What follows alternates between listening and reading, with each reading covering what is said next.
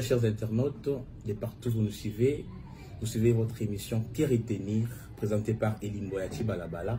Comme vous l'entendez, c'est une émission où on va parler de tout sauf rien, c'est-à-dire nous aurons bigarure de branches parmi lesquelles nous allons parler de la politique, le christianisme, l'agriculture, l'économie de notre pays et plein d'autres branches que je n'ai pas citées si haut.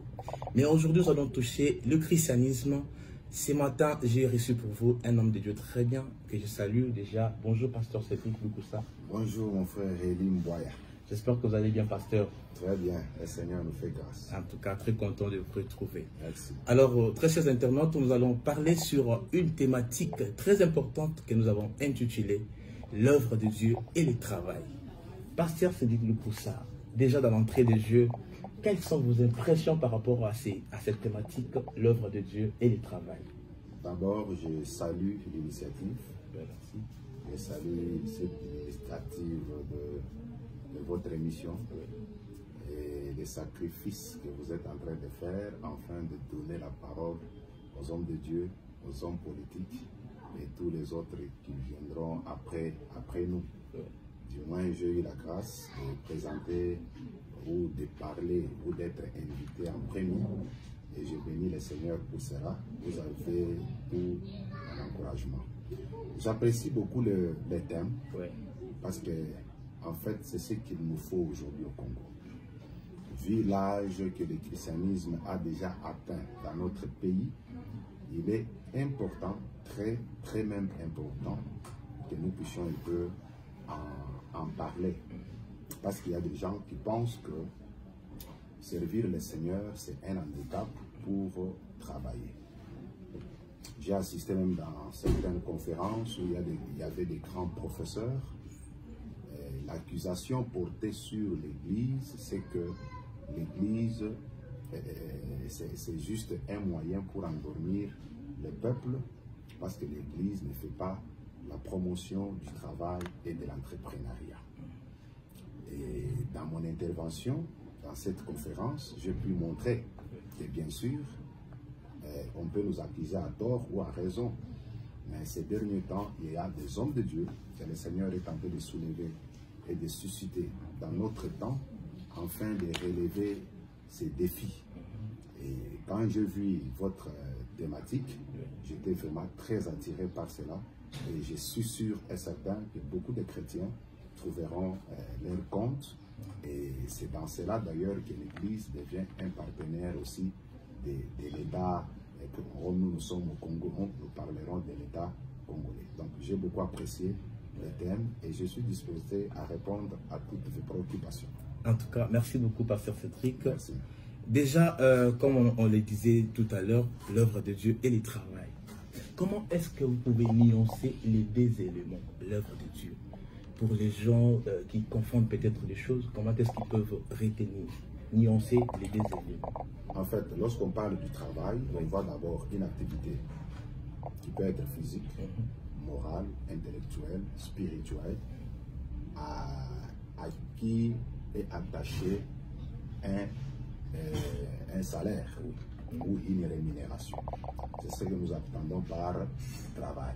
C'est ce qui fait que, par exemple, ce que vous faites comme vous êtes en train de parler en tant que journaliste, c'est un travail. Celui qui est en train de prendre les images, il est en train de faire un travail. Celui aussi qui est dans la politique, il est en train de faire aussi un travail. Celui qui travaille au champ, il est en train de faire un travail. Il y a plusieurs choses que l'on peut parler. Nous aussi, les pasteurs, quand nous prêchons le peuple, nous sommes en train aussi de faire quoi? Un travail. Parce que beaucoup aussi pensent que quand vous prêchez, ce n'est pas un travail. C'est aussi un travail, parmi aussi les travails les plus difficiles que les hommes peuvent faire aujourd'hui. Alors, lorsqu'on parle maintenant de l'œuvre de Dieu, la Bible dit, l'œuvre de Dieu consiste à ce que l'on croie à celui que Dieu a envoyé, c'est-à-dire Jésus-Christ. On ne peut pas parler de l'œuvre de Dieu si on n'amène pas les gens ou les âmes au salut. Donc il faut que les gens croient que Jésus-Christ est le Fils de Dieu. C'est en cela que nous pouvons parler de l'œuvre de Dieu. Mais tout autour de cette œuvre de Dieu, il y a beaucoup d'autres choses qui concourent. Il y a par exemple la prédication, ça fait partie de l'œuvre de Dieu. La louange et l'adoration, le chant, tout ça fait partie de l'œuvre de Dieu. Parce que l'objectif de celui qui prêche, de celui qui chante, de celui qui joue aux instruments, de celui qui balaye la salle, qui aménage la salle où se tiennent les réunions chrétiennes, tout ça constitue ce qu'on appelle œuvre de Dieu. Même ceux qui assument la discipline pendant les réunions chrétiennes, ils sont en train aussi de faire ce qu'on appelle l'œuvre de Dieu. Donc, quand on parle de l'œuvre de Dieu, c'est d'abord amener les gens à croire en celui que Dieu a envoyé, Jésus-Christ, et toutes les conséquences qui en découlent. Et parmi toutes ces choses-là, j'ai parlé de la prédication, du chant, de louange, d'adoration, ainsi de suite. Toutes ces choses-là constituent ce que nous appelons l'œuvre de Dieu. Mais si je veux entrer dans l'esprit de votre thématique, vous voulez différencier le travail des pasteurs, des chantres, des musiciens, de ceux qui torchonnent, des intercesseurs, et tous ceux qui assument la propriété de la salle des réunions chrétiennes, voilà, par rapport au travail séculier, c'est-à-dire ce que nous pouvons faire en dehors de ce qui est lié à l'Église. Vous voyez un peu ça? Et c'est par là que vous avez l'idée de votre... vous avez tiré l'idée de votre thème. Alors, à cela, nous le lions toujours. Parce que la Bible nous encourage à servir Dieu, c'est-à-dire travailler tout autour de l'œuvre de Dieu, prêcher, chanter, arranger les instruments à l'église, torchonner, ainsi de suite, évangéliser.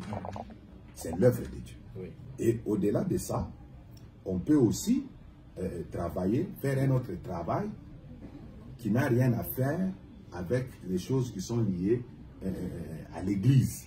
Par exemple, travailler dans une entreprise, travailler dans un ministère, travailler peut-être dans un hôpital, travailler le champ, l'agriculture, l'élevage et la pêche. Tout ça, c'est le travail. Et l'homme est obligé, chrétien ou pas, est obligé, surtout pour nous les chrétiens, nous sommes obligés de faire les deux. C'est-à-dire, nous devons travailler pour survivre et nous devons aussi servir le Seigneur. Donc, les deux sont intimement liés parce que plusieurs écritures montrent que nous devons travailler. Dieu lui-même est le premier travailleur. Vous voyez un peu ça? Il est le premier travailleur.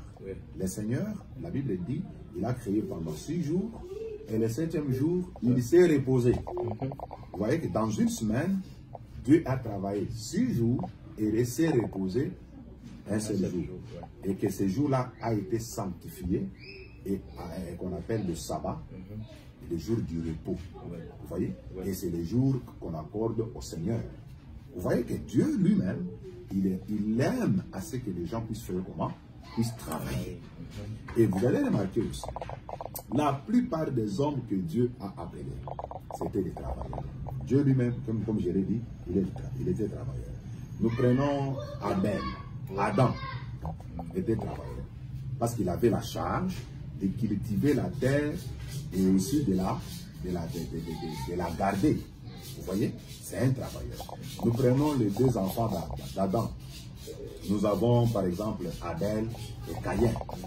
Je suis en Genèse chapitre 4. Vous allez remarquer que en Genèse chapitre 4, Abel était un éleveur et Caïn était un agriculteur. C'était des travailleurs. Nous sommes par exemple en Genèse chapitre 8, chapitre 9. Noé était aussi un grand travail, un cultivateur. Nous sommes en Genèse chapitre 12. Nous avons Abraham. Il travaillait dans l'agriculture, dans l'élevage, même dans les mines. Parce qu'Abraham il faisait le commerce même de l'or. Vous voyez que il était dans les domaines des mines, il était dans les domaines de l'élevage, il était dans les domaines de l'agriculture. Alors qu'Abraham, pour nous les chrétiens, il est le père de notre foi. sur qui nous devons plus nous inspirer. Mais nous voyons qu'il servait le Seigneur parce qu'il recevait des visions. Et aussi, il travaillait la terre, il travaillait dans plusieurs autres domaines. Il était même un guerrier. Il avait des soldats tout autour de lui, il avait toute une armée. Vous voyez? Donc vous voyez que l'œuvre de Dieu ne peut pas empêcher à un croyant de travailler. Nous prenons l'exemple même de Jésus. Il était aussi un travailleur. La Bible dit qu'il était charpentier. Vous voyez? Nous prenons les disciples de Jésus.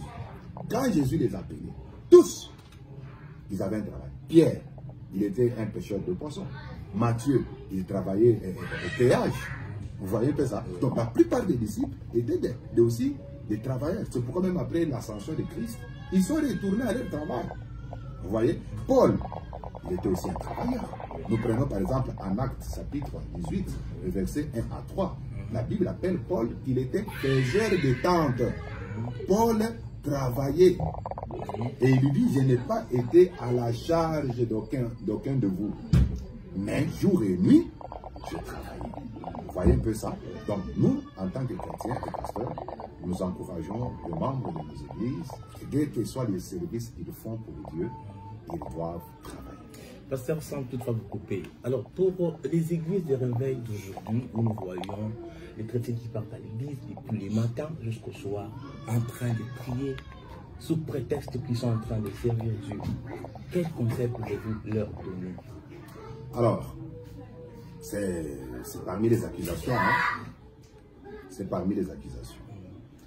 Mais nous devons bien réfléchir sur ce point. Parce que souvent on dit que le pasteur, ils prennent les fidèles en otage. Les fidèles sont à l'église du matin au soir sans rien faire et ne font que prier. Ça, c'est la première accusation. La deuxième accusation, on dit que les pasteurs s'enrichissent sur les dos des fidèles parce qu'ils ne font que demander de l'argent aux fidèles. Mais vous voyez que ces deux accusations sont contradictoires. Comment en même temps nous pouvons maintenir les gens dans nos assemblées, les pousser à prier et ne pas travailler, mais en même temps nous leur demandons encore de l'argent? Vous voyez? Donc vous voyez que ces deux accusations ne tiennent pas debout. Mais sinon aussi, nous ne pouvons pas non plus dire que ce qu'on dit là est totalement faux. Parce que, nous le voyons, il y a des 100 jours, des 40 jours de prière. Mais du moins, vous allez remarquer que dans tout ce qu'on peut faire comme prière, il faut toujours pousser les chrétiens à travailler. Et nous avons la responsabilité d'organiser nos programmes pour laisser la place à la prière et aussi laisser tout le temps au travail. Je prends l'exemple. Vous avez toute une journée. Les Anglais disent time is money. Time is money. La plupart de nos cultes, bon, pour certaines églises, hein, la plupart de nos cultes, nous prenons 2 heures pour la semaine ou voire 3 heures. Vous voyez? Mais les restes des temps, qu'est-ce que vous en faites? Parce que la plupart des cultes commencent à 16 heures par exemple, ou 17 heures, jusqu'à 19 heures, ou au plus 20 heures. Maintenant, de 6 heures à 16 heures, qu'est-ce que vous en faites? C'est le temps que chaque chrétien doit travailler. Vous voyez un peu ça? Que chaque chrétien doit travailler. Même si on peut parler de jeûne et prière, on ne jeûne pas tous les jours. Il y a des moments ou des mois, des périodes, voire même des trimestres, qu'on peut prendre 2 ou 3 jours de jeûne et de prière. Vous voyez un peu ça? Donc, tout cela, nous le faisons dans le sens de permettre ou de laisser le temps aux fidèles d'aller travailler. Parce que l'œuvre de Dieu a besoin de moyens pour son fonctionnement. Si les gens ne travaillent pas, comment l'œuvre de Dieu aura les moyens de fonctionnement? Donc, vous voyez que si un pasteur retient les fidèles 40 jours, 40 jours sans travailler, ils ne font que prier, prier. Mais ne soyons pas surpris que cette église ou ce pasteur sera buté au problème des moyens financiers pour faire fonctionner l'église sur laquelle le Seigneur l'a établi comme évêque. Pasteur Cédric Mukoussa, mon frère Eli, parlons un peu de l'appel au ministère. J'espère que vous avez beaucoup d'années dans ces domaines. Je crois plus de 10 ans. Plus de 10 ans. Plus de 10 ans. Donc, vous avez beaucoup d'expérience. Alors, parlons un peu des gens qui parlent, qui disent souvent, le Seigneur m'a appelé à temps plein pour les servir. Ce genre de personnes, comment est-ce que vous pouvez leur conseiller? Parce que nous savons très bien que c'est le travail qui garantit. Les gens qui ne travaillent pas ne peuvent pas survivre. Pour payer la maison, s'acheter des habits, des besoins que nous avons au quotidien, ça nécessite beaucoup d'argent. Alors, pour ces gens de personnes qui disent que Dieu m'a appelé à temps plein, comment est-ce que vous pouvez leur conseiller? Alors, je reviens d'abord pour dire que votre question est complexe et ma réponse aussi sera de même. Alors, il y a des hommes de Dieu qui disent qu'ils sont appelés à temps plein. C'est-à-dire, en dehors de l'œuvre de Dieu, il ne fait absolument rien d'autre. Il y en a aussi d'autres qui pensent qu'au-delà de l'œuvre de Dieu, on peut faire aussi un autre travail. Moi, je tiens d'abord à dire ceci. Être pasteur, c'est un grand travail. Déjà, c'est un grand travail. Mais aussi, être pasteur ne nous exclut pas à faire un autre travail en dehors du pastoral. Maintenant, ceux qui pensent qu'ils sont appelés à temps plein, il faut d'abord connaître et comprendre l'expression temps plein. Pour eux, cela veut dire quoi? C'est-à-dire, du matin au soir, ils sont là tout simplement pour prêcher ou bien pour prier, parce que le plus grand travail d'un pasteur, c'est la prière et l'enseignement. Bon, quand vous dites maintenant que vous êtes appelé à temps plein, c'est-à-dire vous n'aurez que le temps de prier et de prêcher sans faire autre chose. Alors que dans le temps là, dans la répartition du temps, même du pasteur, il y a aussi un petit temps de divertissement. On peut faire le sport, vous voyez? Et on peut suivre la politique, on peut rester aussi à la télé quelques instants. Alors, c'est par là que moi je dis que en dehors du pastoral, le pasteur peut faire autre chose. Mais, si vous ne voulez pas faire quelque chose, c'est-à-dire travailler en dehors du pastoral, il faut vous rassurer que l'église que vous dirigez va vous prendre en charge totalement et complètement. Ce qui n'est pas non plus facile de nos jours ici. Ce n'est pas facile. L'église, pour qu'elle vous prenne en charge, ce n'est pas facile. Et qu'est-ce que je constate aussi? Je constate qu'il y a même ceux qui passent, les pasteurs qui parlent, qui sont appelés à temps plein, au début peut-être de leur ministère, ils peuvent être engagés à l'église sans rien faire, mais au moment où ils ont un peu de moyens, nous les voyons avoir des fermes, construire et investir dans les immobiliers. Alors, quand le pasteur a des fermes, il investit dans les immobiliers. Il peut faire l'élevage. Vous voyez que ça devient un travail séculier en dehors du pastoral. Vous voyez? Même si il n'est pas engagé totalement à son travail séculier, il peut mettre des gens qui peuvent commencer à gérer, mais son œil est aussi là. Donc, vous voyez que ce n'est plus encore question du temps plein. Parce qu'il peut toujours s'organiser dans son temps, aller pour contrôler le travail que les autres sont en train de faire comment? De faire. On peut lui donner des rapports. Quand on lui donne des rapports, il les reçoit. Il peut manager, il peut diriger, il peut orienter, et ainsi de suite. Donc, vous voyez que, mais au début, c'était, moi, Dieu m'a appelé à temps plein. Mais, dans le plus grand constat, ça c'est mon avis, beaucoup de ceux qui se disent sont appelés à temps plein, c'est parce que soit ils ne savent pas ce qu'ils peuvent faire en dehors du pastoral, ou soit il a des idées pour investir, créer des entreprises, mais il n'a pas de moyens. Maintenant, il se cache derrière l'expression appelé à temps plein. Mais je sais aussi qu'il y a des gens, quand Dieu les appelle, il les dit de tout abandonner. Tout. C'est comme l'exemple de Matthieu. Il travaillait au péage. Mais, Quand Jésus est venu, il dit, suis-moi. Matthieu a abandonné le travail de quoi? Des péages qu'il faisait.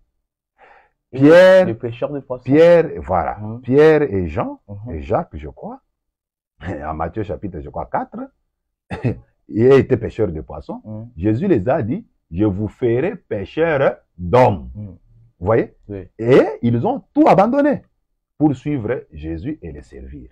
Vous voyez? Mais nous voyons toujours aussi parmi les apôtres, il y a par exemple Paul. En Acte 18, 1 à 3, la Bible dit, Paul, quand il servait le Seigneur, il était un grand apôtre, il évangélisait beaucoup, il allait de ville en ville, il faisait tout ce qu'il pouvait faire. Mais nous voyons Paul à un certain moment faire les tentes pour subvenir à ses besoins temporels. Et il dit même à l'église de Corinthe, je préfère faire les tentes pour ne pas être à votre charge. Vous voyez un peu ça? C'est-à-dire, à un certain moment, si l'église ne peut pas ou n'est pas à mesure de vous prendre en charge, il est conseillé à l'homme de Dieu qui est appelé au ministère d'une manière authentique d'avoir un travail séculier. Sinon, vous allez mourir de faim et Dieu ne sera pas responsable de votre faim. Et beaucoup prennent le cas du prophète Élie, ils disent que Élie était nourri par les corbeaux.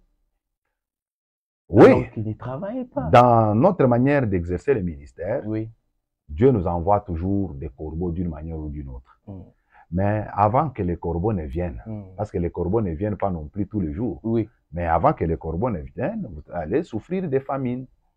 Et aussi, moi, j'ai toujours dit, quand tu dis que Dieu t'a appelé à temps plein, tu ne fais rien, tu vas dormir affamé. Et quand tu vas dormir affamé, Dieu ne sera pas responsable de ta faim. Et aussi, Dieu va te consommer en temps. Il va te prendre tout le temps parce que tu es là à son service, mais tu vas mourir affamé. Mais si c'est réellement, ça j'insiste, et je parle en tant qu'un homme de foi, si réellement c'est Dieu qui vous dit de tout abandonner, et puis rassurez-vous que c'est Dieu qui vous a dit de tout abandonner. Si il vous a dit de tout abandonner, alors lui-même, il vous prendra en charge. Et nous avons beaucoup d'exemples des hommes de Dieu à qui Dieu a dit de tout abandonner. Et Dieu lui-même les a pris en charge et n'ont pas manqué de quelque chose. Donc, c'est un peu ça. Mais si Dieu ne vous a pas dit, c'est votre propre sentiment, c'est votre problème. Mais je peux parler de quelques cas qui peuvent faire que un homme de Dieu soit consacré totalement à l'œuvre de Dieu. C'est le cas, par exemple, où Dieu lui-même vous dit de tout abandonner et de les servir. Là, vous devez vous rassurer que vous l'avez bien entendu. Le deuxième cas, c'est la charge au niveau de l'Église. Là, vous pouvez vous retrouver que par rapport à ce que vous faites à l'Église, vous n'avez pas assez de temps pour aller faire autre chose. Vous voyez un peu ça? Il y a des hommes de Dieu, 8 heures, il est déjà à son bureau à l'église. Il reçoit jusqu'à 15 heures. Et donc, c'est vraiment un travail. Et le travail des conseillers, ce n'est pas un petit travail. Parce que nous, les pasteurs, nous sommes des conseillers de jeunes, nous sommes des conseillers conjugaux, nous sommes des conseillers même en médecine. Donc, les fidèles que nous avons nous posent des questions dans tous les domaines. Et nous jouons pratiquement le rôle de conseillers. Est-ce que les conseillers à la présidence ne sont-ils pas payés? Ils sont payés. Ils sont payés. Oui. Pourquoi? Parce qu'ils donnent des conseils au président. Alors, à ce titre-là, d'édification, des conseillers, des membres de l'Église, alors, si la charge devient plus grande et qu'il y a beaucoup de gens peut-être à conseiller, dans ce cas-là, l'Église peut proposer à son pasteur d'arrêter de travailler et de se consacrer totalement à l'œuvre de Dieu. Et dans ce cas, l'Église doit prendre son pasteur à charge totalement. Par exemple, si le travail que le pasteur fait, on lui paye $500, $1000, $2000, et l'Église demande à son pasteur d'arrêter de travailler, l'Église doit lui donner, si pas le salaire qu'il recevait dans l'entreprise, mais aussi, il peut même aller même au-delà. Dans ce cas-là, le pasteur n'a plus encore de raisons à donner pour se consacrer totalement à l'œuvre de Dieu. Et aussi, ça, je parle encore comme un homme de Dieu et un homme d'église, Si vous, ça je donne un conseil aux hommes de Dieu, Oui. si vous sentez que le travail séculier que vous faites en dehors de l'œuvre de Dieu peut handicaper la bonne marche et la bonne évolution de l'église que vous dirigez, vaut mieux privilégier l'œuvre de Dieu et l'église. Parce que nous, en tant qu'hommes de Dieu, nous sommes appelés d'abord pour l'église. C'est un peu ce que je peux donner comme conseil. Oui, pasteur Cédric, nous sommes en train de chuter. Ouais. Touchons un peu l'aspect des musiciens au sein de l'église. Parce que déjà, dès l'introduction, vous avez dit, l'œuvre de Dieu, c'est aussi chanter, c'est l'œuvre de Dieu. Alors, pour ces musiciens qui veulent gagner leur vie en chantant, soit en jouant des instruments, quel conseil pouvez-vous leur prodiguer? Parce que ils sont tout le temps en train de se chercher des zongzing, comme aujourd'hui on l'appelle à Kinshasa. Ils font les zongzing pour avoir l'argent. Est-ce que cette pratique des zongzing, c'est une bonne pratique ou bien avez-vous quelque chose à dire? Je condamne beaucoup ça. Je condamne beaucoup ça. C'est vrai que jouer les instruments, c'est un talent que la personne peut avoir.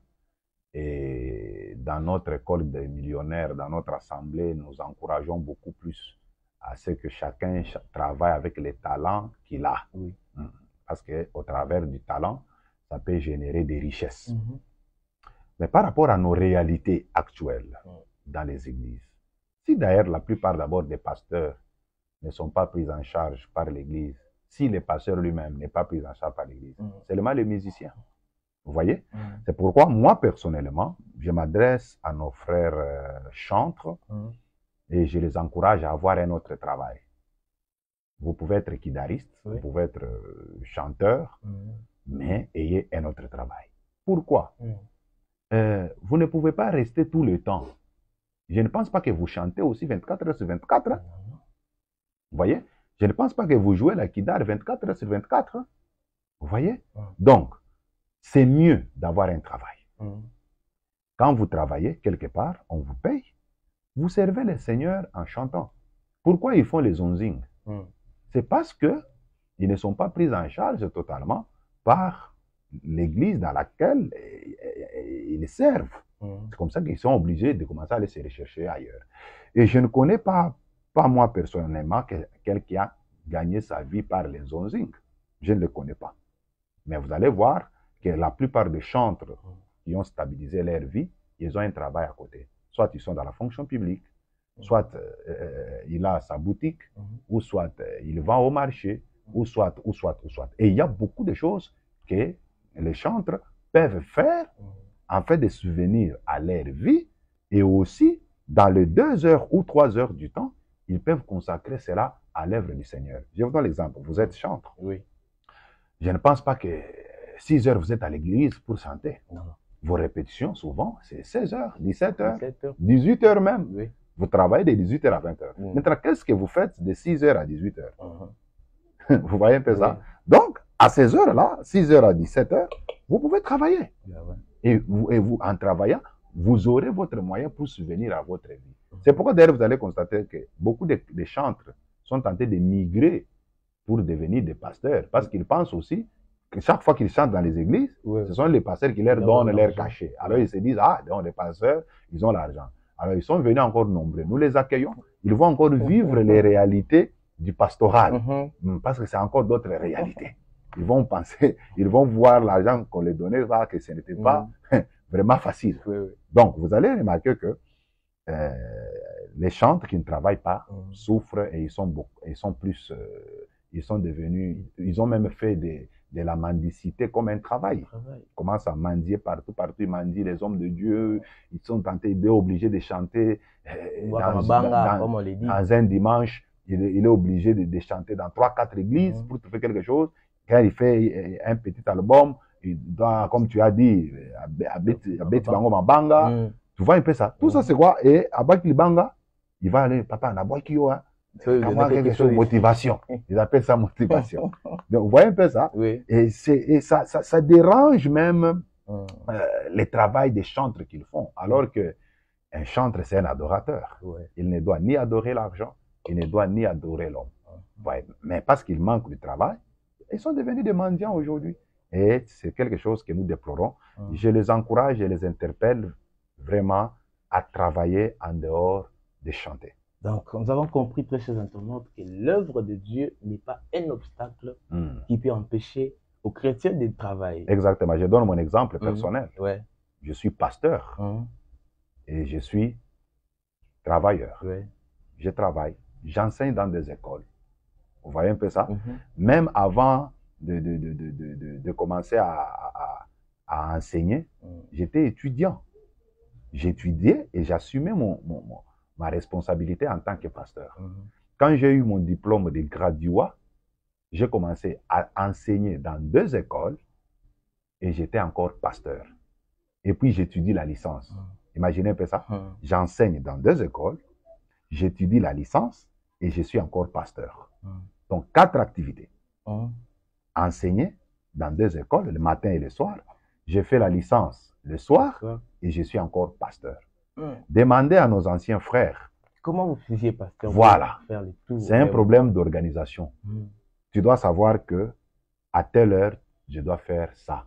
Par exemple, je me réveille le matin, je suis dans l'école. Selon la charge horaire qu'on m'avait donnée, j'enseigne.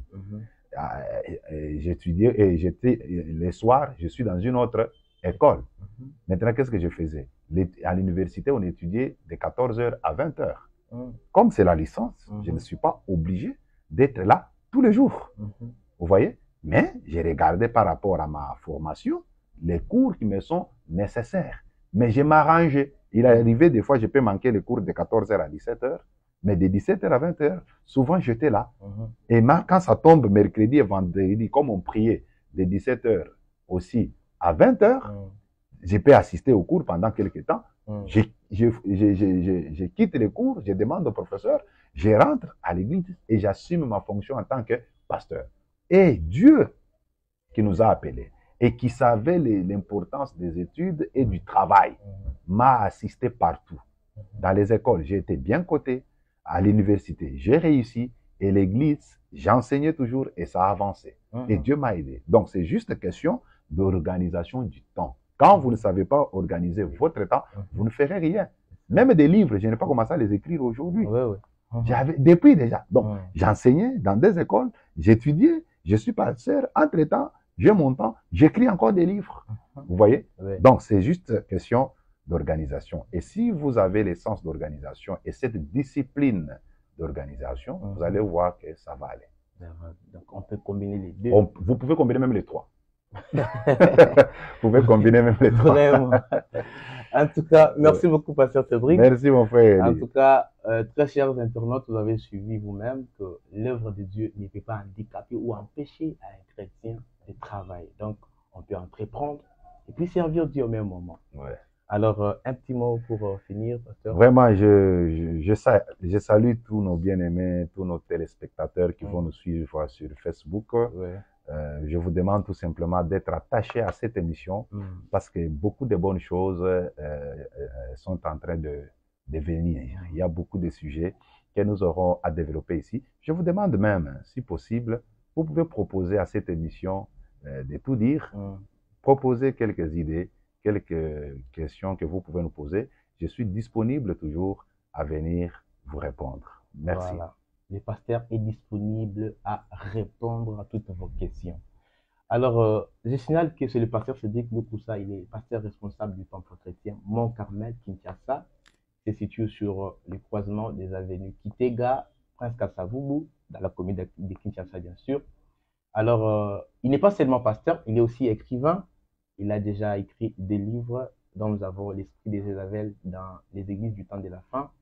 Et récemment, il a publié encore un livre intitulé « Le Congo de mon rêve » qui est là. Alors, si vous avez besoin de vous en procurer, n'hésitez pas de nous écrire en privé. Nous allons vous donner les schémas comment en avoir. Ça n'est fini pour aujourd'hui, très chers téléspectateurs. Nous sommes presque à la fin. Retrouvons-nous très prochainement pour un nouveau numéro. Merci beaucoup. À très bientôt. Merci. Merci, pasteur.